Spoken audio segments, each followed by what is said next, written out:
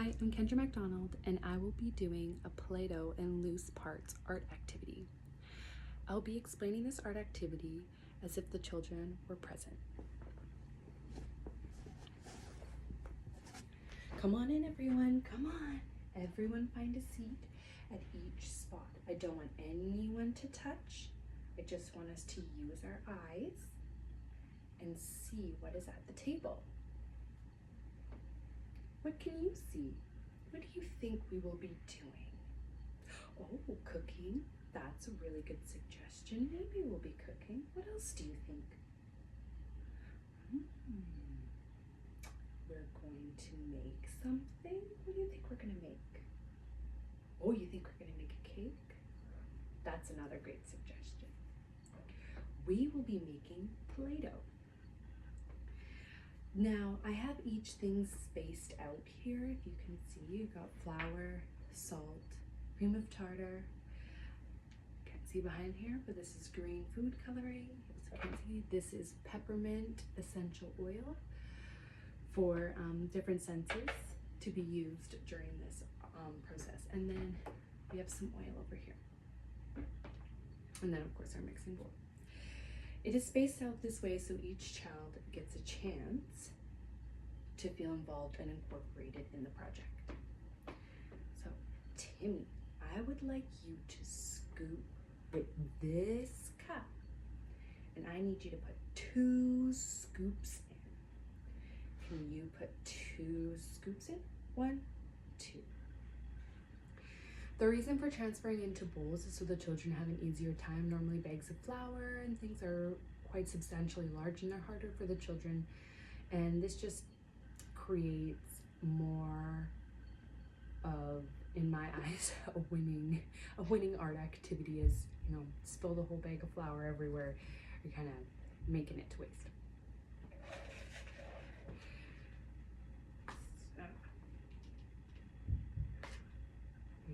One. Now I need you to put in 1 more.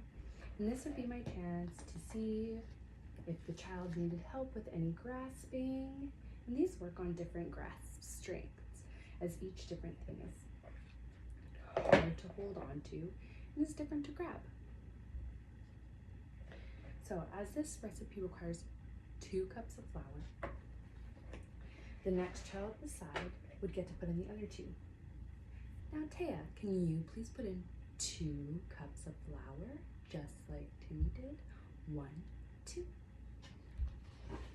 And the same thing, I would guide and watch to make sure the child didn't need any extra help in putting in the flour. Excellent. That is wonderful, Taya. Thank you. Can you please carefully slide the bowl over to Jonah? Jonah, I need you to please add in 1 cup of salt.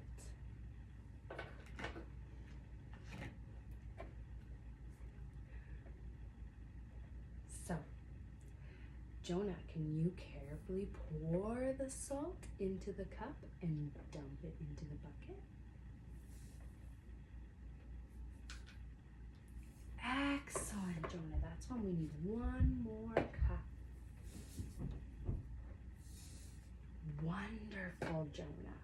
Can you please slide the bowl over to Alexis? Very carefully. We don't want to spill. Now, does anyone know why we need salt and flour? This creates opportunity for the children to wonder and think. It makes them wonder, why do we need these ingredients to create this? How does it happen? How does the science behind this happen? All right, Alexis, I need you to add in a teaspoon. Now, this is a teaspoon. This is a measuring cup. Can you grab the teaspoon? Excellent. Put in 1 teaspoon of cream of tartar. Just 1. Excellent, Alexa. It is now your turn to pass the bowl over to Jacob. Jacob, can anyone tell me what this is? This is called food coloring. It is going to change the color of the Play-doh. Can anyone see what color this is? That's right, it's green. Jacob, can you please put in 3 drops of green food coloring? Excellent. You don't need very much color, as food coloring is very strong. Be careful as to touch it. It could stain your fingers. Jacob, can you please pass the bowl to Sally?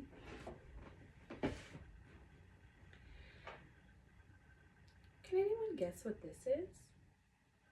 And children will most likely guess and maybe think it's more food coloring. They might not. But we'll all let them look. It's a green bottle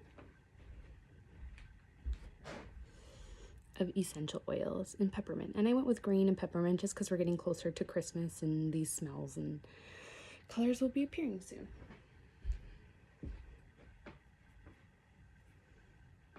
Can you please put in 3 drops of, sorry.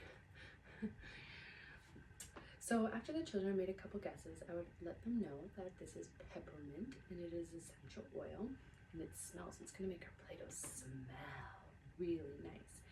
So you can take it off and I would let each child smell and see what they smelled and what do these smells remind them of.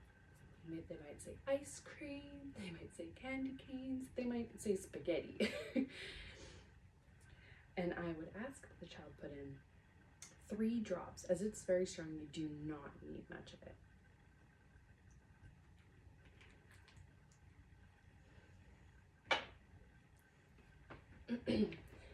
And last but not least, can you please put in 1 teaspoon of oil. Now this one would be hard. It is pouring in a spout, so I would make sure my body is behind the child ready to help, as we do not overfill or spill.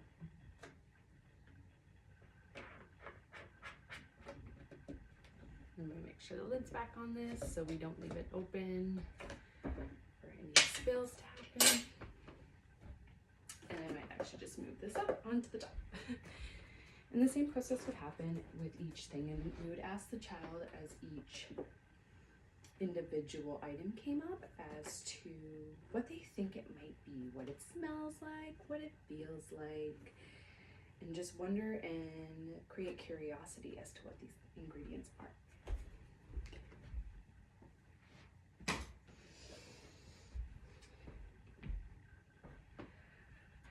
So now that we have all of our ingredients, I am going to go get something. And I will be, as I have kept the hot water up, as it can be a hazard, I am just going to go receive it.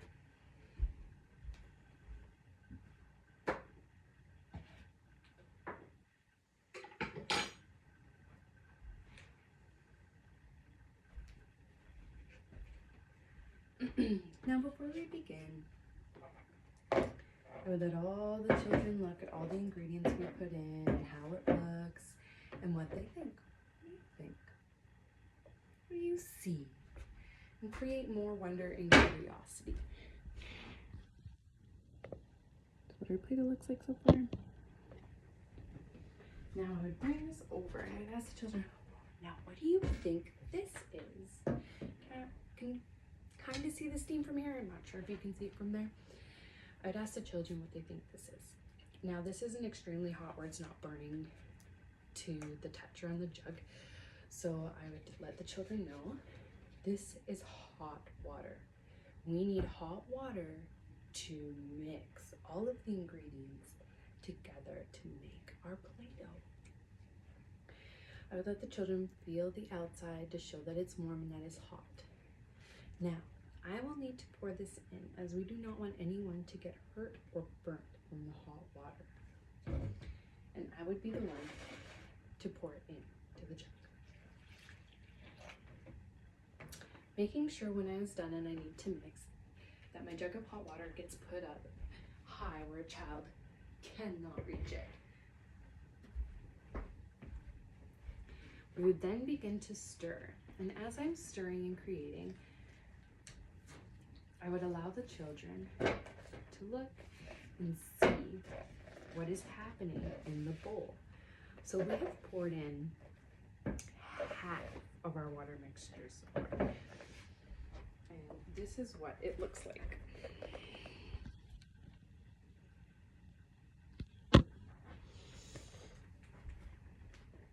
Reminding the children, Play-doh is hot because we added the hot water in. And mixing all that green Play-doh.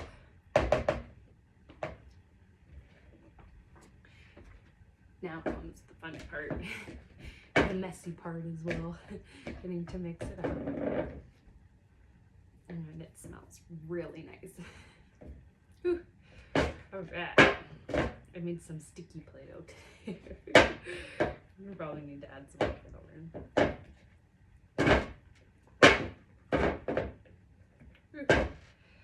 All right.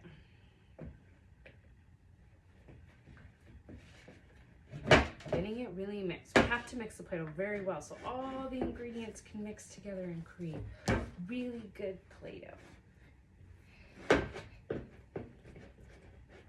I advise smocks for this process of the art project.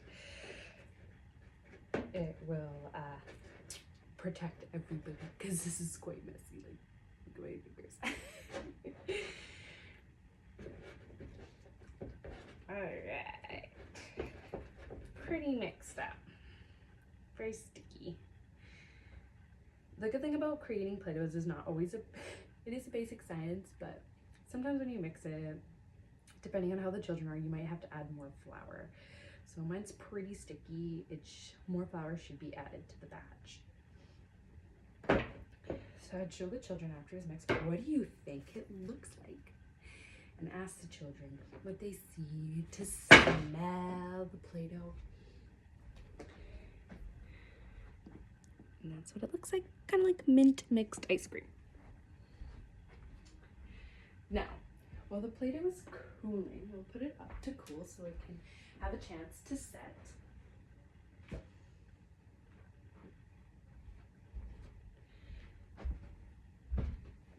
Just gonna wipe my hands off here before I finish the explanation.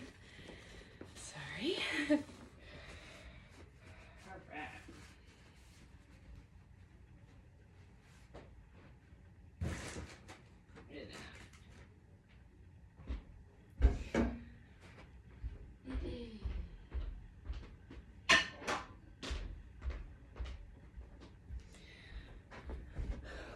While our Play-Doh is cooling and beginning to set, the next step I would do is introduce the loose parts. So these are the loose parts that I have collected for the children. Some doweling,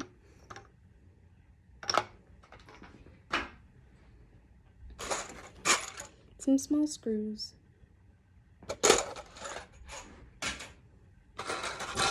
some multicolored golf tees,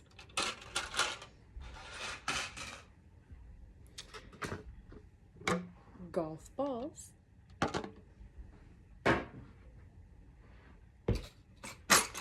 keys,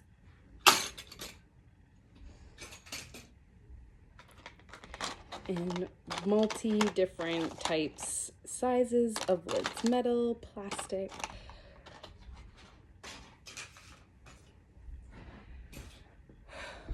So the reason for adding loose parts is that it helps create creativity.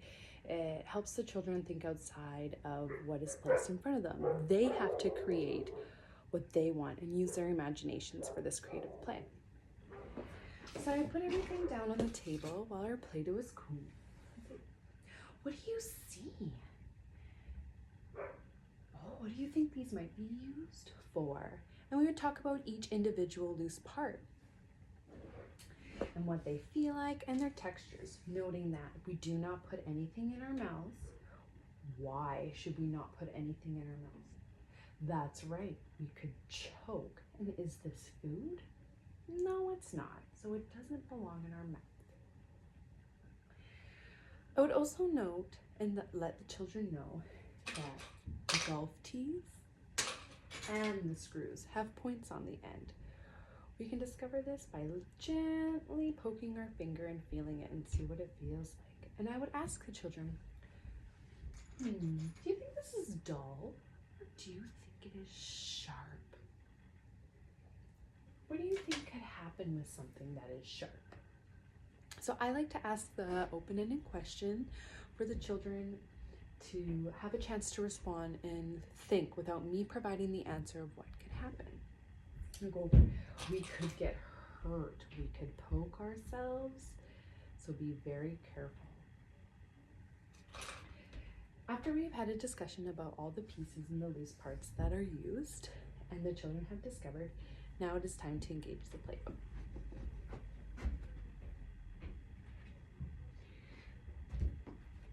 Dividing up the Play-doh, each child would get their own ball, and then they would have a chance and an opportunity to create with what they worked so hard to make.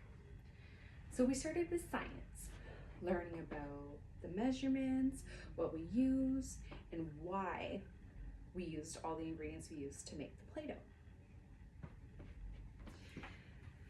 2, now we are getting in to the fun and messy part. Each child would get their own ball of their dough, Play-doh that they created, to smell and play with and use their loose parts to create with, however they so would like. I'd ask questions like, what are you making? Why are you using that?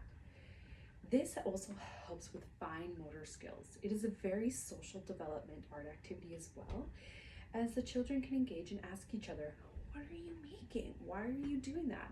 It's an opportunity for children to watch other children use stuff. So maybe Johnny uses this as a roller, but Penny was using it to stab. But Penny sees that now she can roll her Play-doh out flat because Johnny used his as a roller and made his flat. This creates a learning space for children to learn off of each other. It helps with fine motor skills and creativity.